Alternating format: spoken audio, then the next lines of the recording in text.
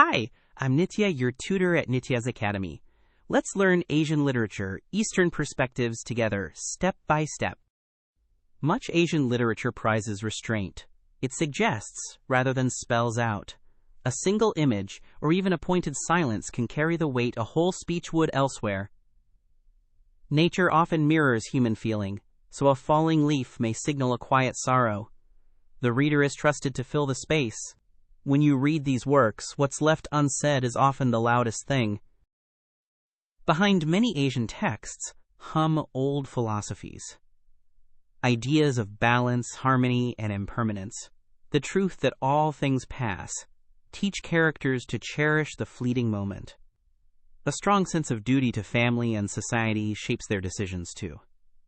You don't need to be an expert, but knowing these currents helps you understand why a character bends to duty or finds peace in letting go. Watch suggestion at work. A woman sets down a teacup that will never be used and closes the gate without a word. The text never mentions grief, yet the empty cup and the silent gate make us feel a loss completely. This is the art of suggestion, meaning carried by a small gesture instead of a declaration.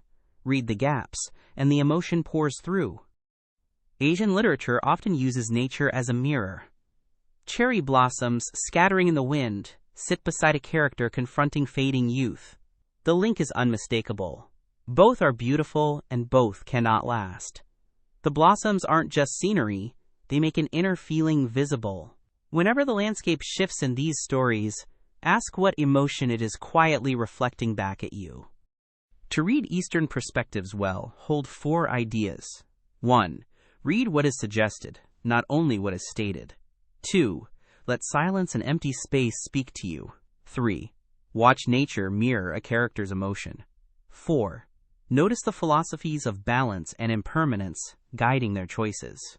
With these in mind, the quiet power of Asian literature becomes wonderfully clear.